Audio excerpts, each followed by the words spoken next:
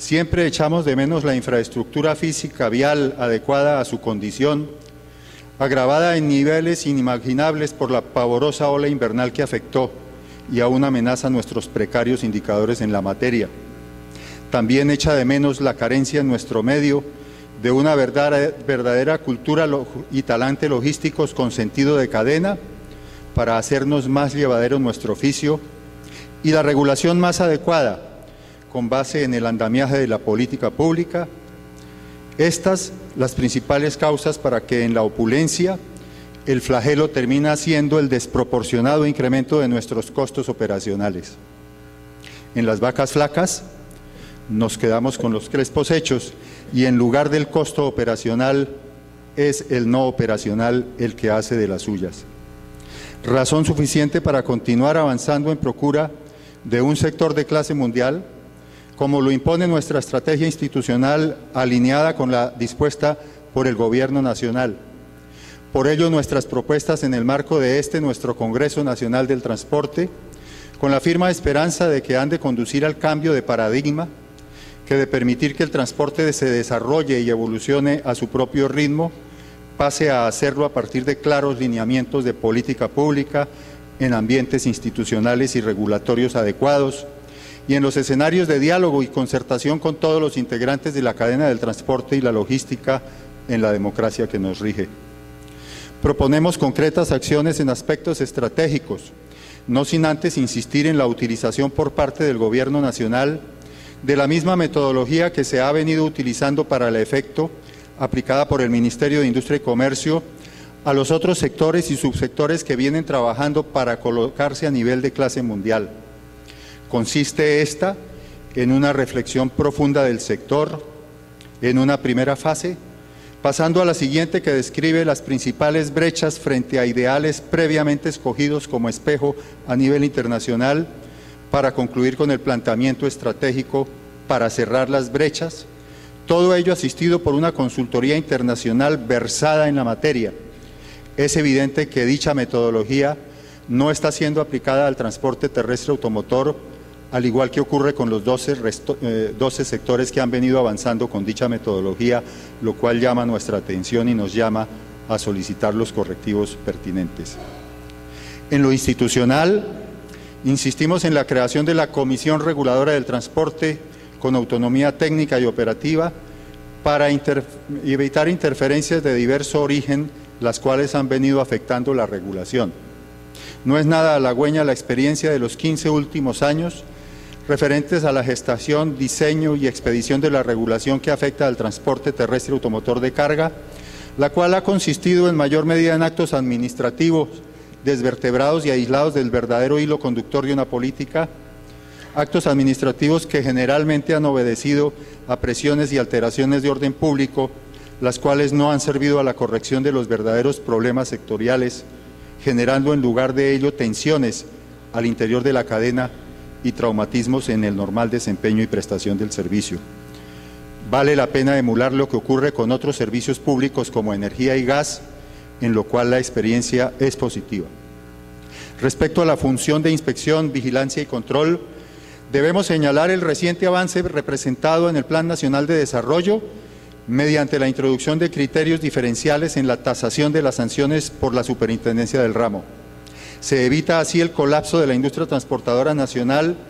mediante la aplicación de las absurdas sanciones en cuantía de 700 salarios mínimos legales vigentes por los denominados sobrepesos vehiculares. Nuestro reconocimiento para la actuación del Gobierno Nacional en este caso. No obstante, hemos conocido el proyecto de ley que se apresta a presentar el Gobierno Nacional, ya lo presentó, por la cual se crean unas infracciones administrativas en materia de transporte y se adoptan otras disposiciones. Dicha situación se agrava dada su orientación altamente represiva, lo que resulta ser contrario al carácter preventivo y correctivo propio de la disciplina sancionadora administrativa. Se otorga al operador administrativo exorbitantes facultades de prevención, medidas cautelares y de policía administrativa por la simple consideración subjetiva de la existencia de riesgos e indicios de presunta responsabilidad que puede potencializar un daño, como el sometimiento a control, asunción del servicio público inmovilización de los equipos y sellamiento del inmueble sin la posibilidad de la doble instancia judicial en el efecto devolutivo, es decir, con el cumplimiento de la providencia recurrida que consagra la medida cautelar con el consecuente perjuicio irreversible en contra del investigado. Fundamentada en el artículo 85 de la Ley 222 del 95, que modifica el Código de Comercio, la Superintendencia ha decidido aplicar este mecanismo de control, no obstante ser de aplicación exclusiva para las vigiladas por la Superintendencia de Sociedades. Entre el sinnúmero de facultades que ésta otorga, mencionamos la inscripción en la Cámara de Comercio de la resolución que ordena la medida, lo que colocaría a la empresa habilitada en una situación que no dudamos en calificar como interdicción comercial y financiera del servicio público esencial de transporte, lo que riñe con el principio de la especial protección del Estado del que debe gozar. Se incorpora el denominado tipo en blanco al describir de manera general y amplia, sin considerar el supuesto hecho o contenido material de la conducta sancionable, lo cual agrava la situación del investigado y lo deja en manos del funcionario investigador, quien podrá crear nuevas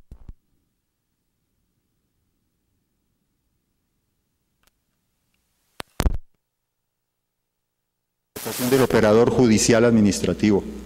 El proyecto consagra el principio de proporcionalidad partiendo de una multa confiscatoria e impagable de 20.000 salarios mínimos mensuales legales vigentes que ni siquiera el régimen sancionador del sistema financiero ni el de las sociedades comerciales lo consagran,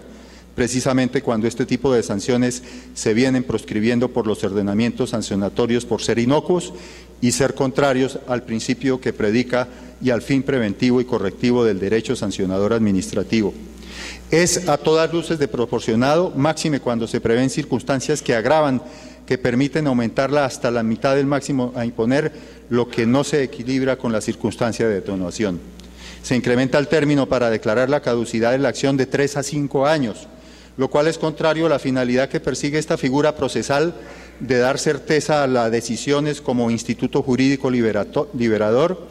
que opera por el transcurso del tiempo y cuya consecuencia no es otra que la pérdida de la facultad sancionadora por parte del Estado y la protección del interés general en la aplicación del principio de celeridad y eficacia administrativa. Colfecar urge la revisión y reconsideración a fondo de los criterios que han de orientar este proyecto de ley. De otro lado, el régimen sancionatorio debe apoyarse en un eficiente sistema de medición de pesos vehiculares en carretera, cuya operación actual no ofrece las garantías suficientes de objetividad en detrimento de la estabilidad del patrimonio del transportador. El régimen debe orientarse asimismo por igual a generadores de carga que a transportadores, lo cual daría mayor viabilidad a su observancia y cumplimiento. Finalmente nos enteramos del mismo texto del Plan Nacional de Desarrollo, de la decisión de ampliar y fortalecer los recursos de la Superintendencia mediante el cobro de cuotas de sostenimiento a las empresas vigiladas, no solamente a las sociedades portuarias como hoy ocurre, sino a los otros integrantes de la cadena. No es claro en este sentido a qué tipo de entidades se refieren y los criterios a tener en cuenta para la fijación de las cuotas. Respecto a la regulación de las relaciones económicas en el modo carretero de carga,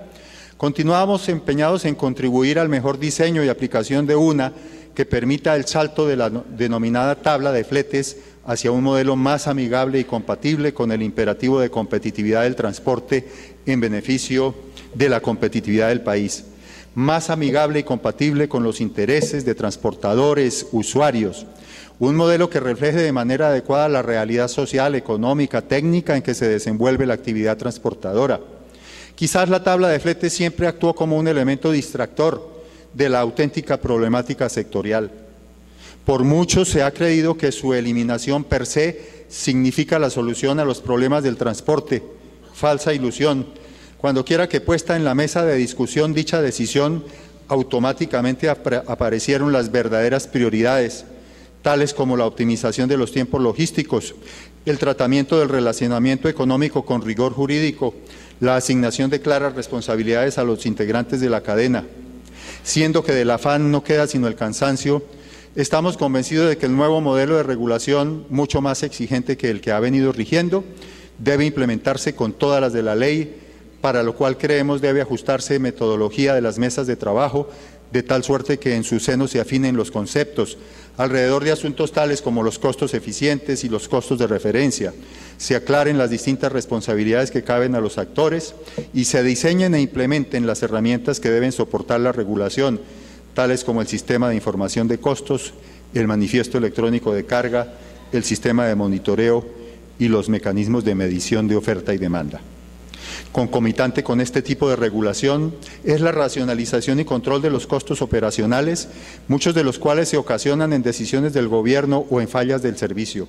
tal como el precio de los combustibles o los costos derivados de las restricciones viales. En el caso del combustible diésel, se optó recientemente por mantener el esquema de fijación de precios acostumbrados, mientras para la gasolina se aplica la denominada fórmula que pretende mayor transparencia, menor volatilidad y menor impacto del precio en el bolsillo del consumidor. Al parecer, la nueva fórmula ha permitido mantener inalterado el precio de la gasolina, mientras la fórmula tradicional en el caso de la CPM significa un incremento de 100 pesos en el precio del galón para el mes de octubre.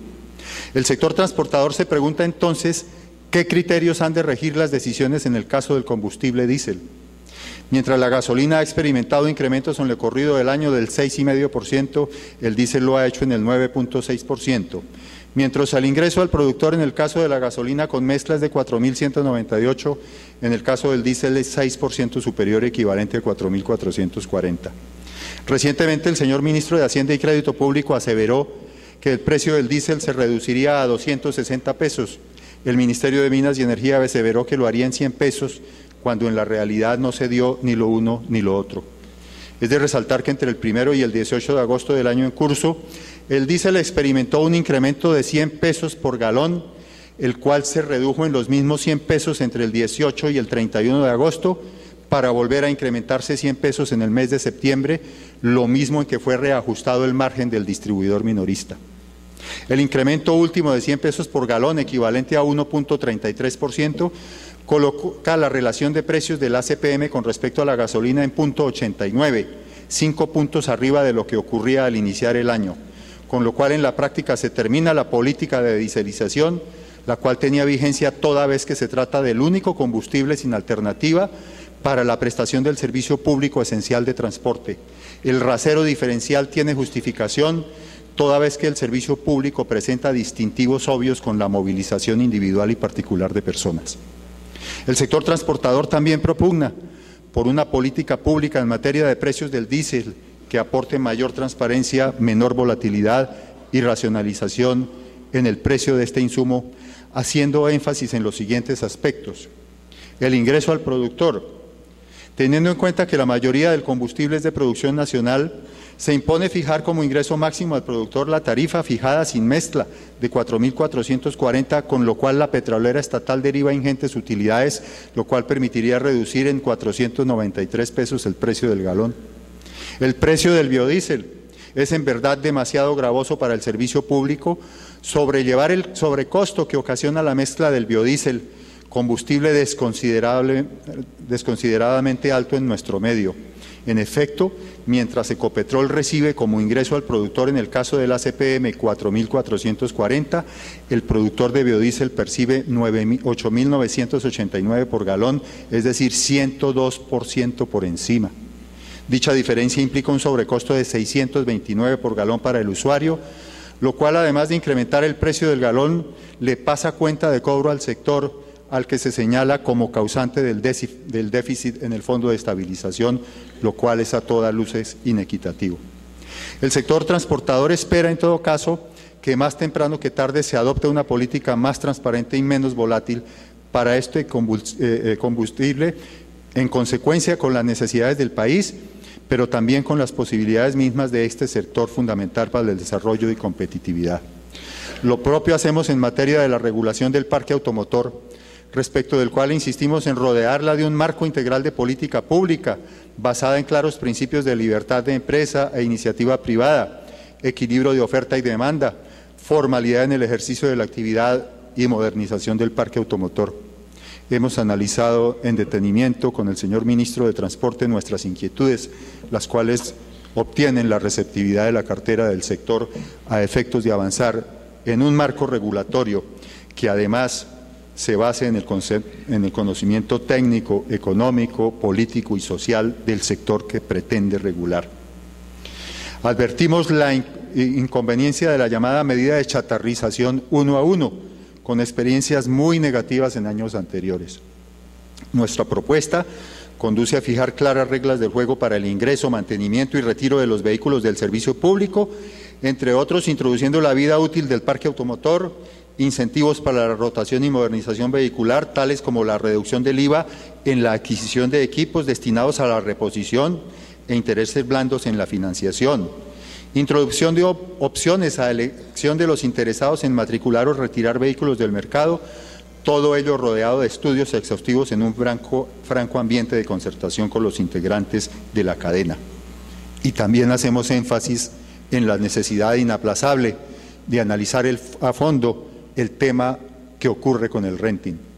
Nosotros apreciamos y apoyamos esta figura hasta cierto punto novedosa en el manejo del parque automotor, pero basándonos en conceptos precisos del Consejo de Estado, también creemos que el parque automotor en calidad de renting debe ser reservado a los industriales del transporte, porque en este momento personas ajenas a los prestadores de los servicios,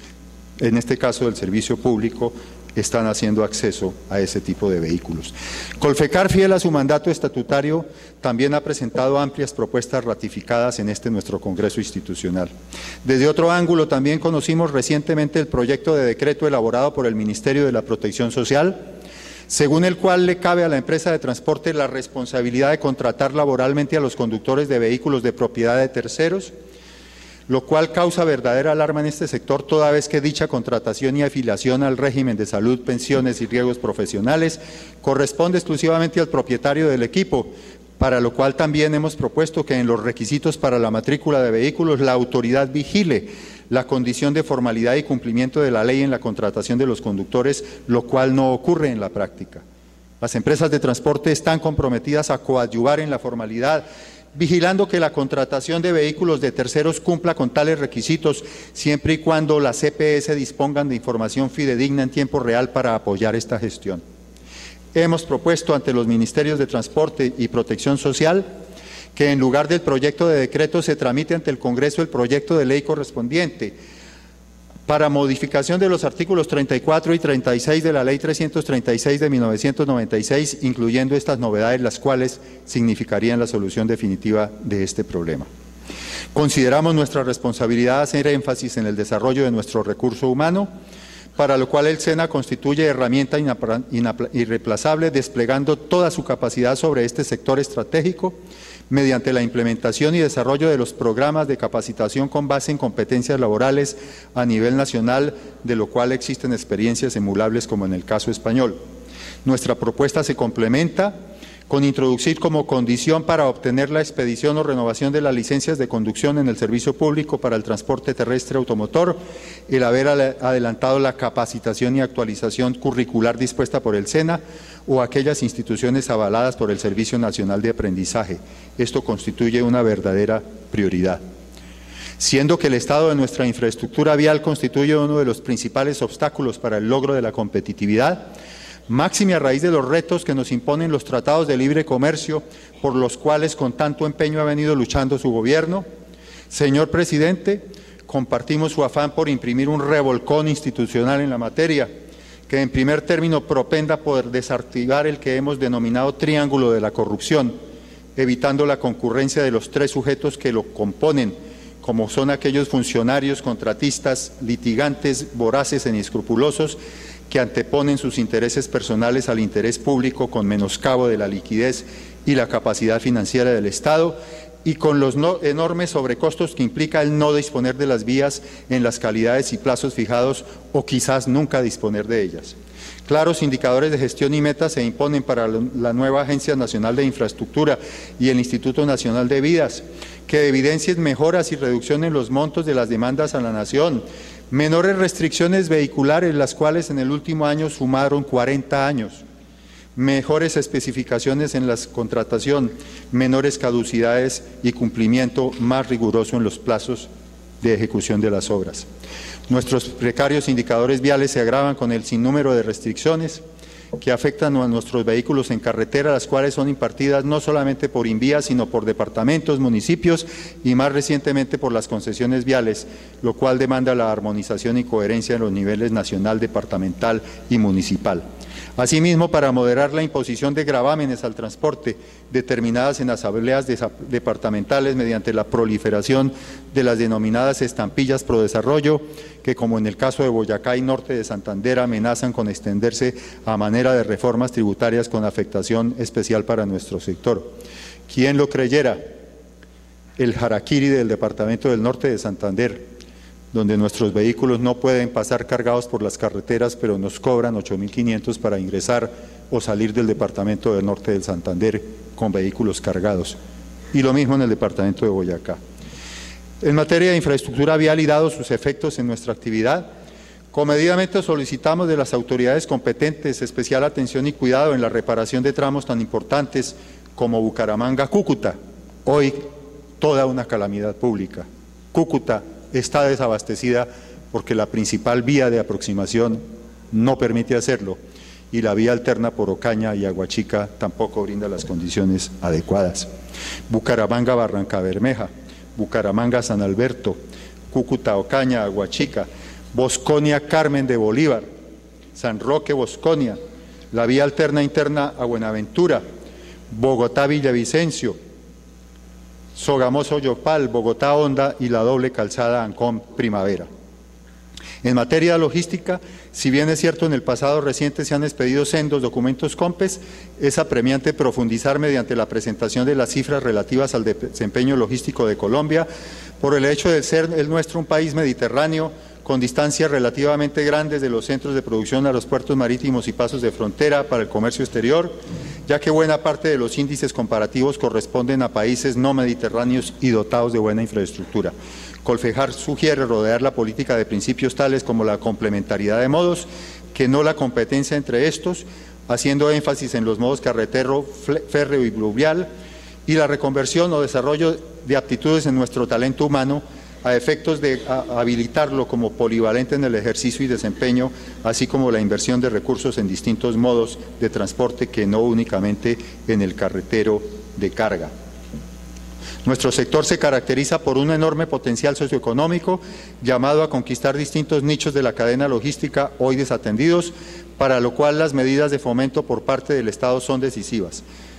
Hacemos referencia a el desarrollo de infraestructura como plataformas logísticas, puertos secos, centrales de transferencias, patios de contenedores, e insistimos asimismo en la cultura de trabajo de 24 horas, 7 días a la semana, en la regulación de los servicios colaterales que han asumido el carácter de públicos, pero que están al margen de toda regulación, como los patios de contenedores,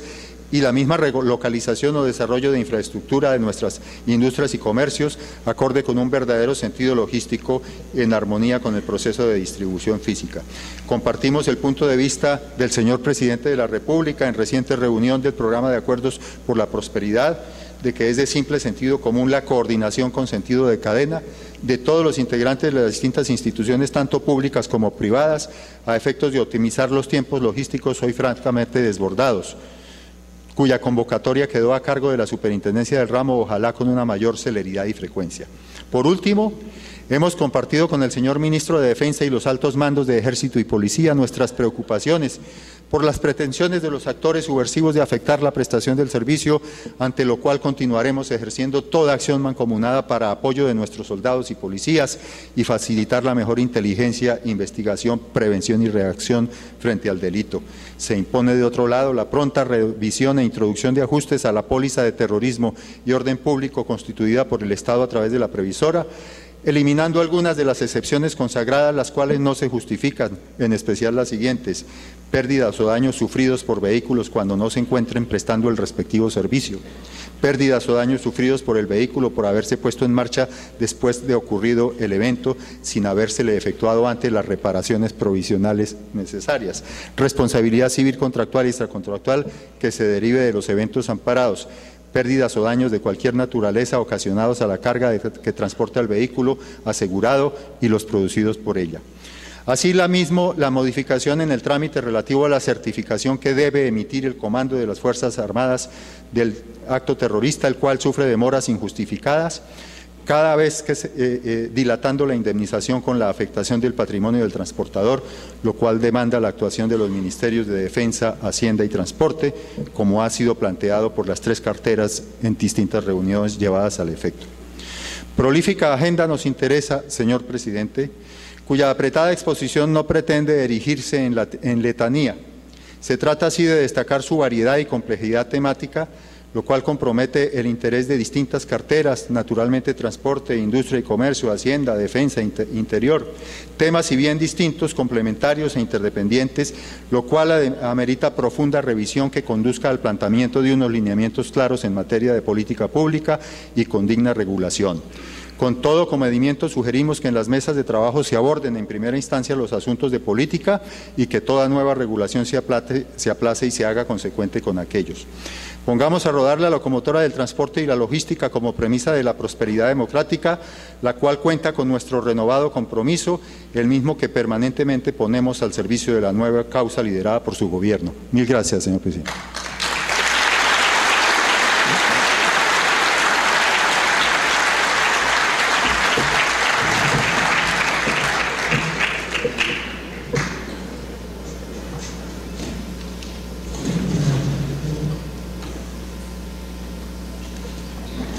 Señoras y señores, a continuación se dirige a ustedes el señor Presidente de la República de Colombia, doctor Juan Manuel Santos Calderón.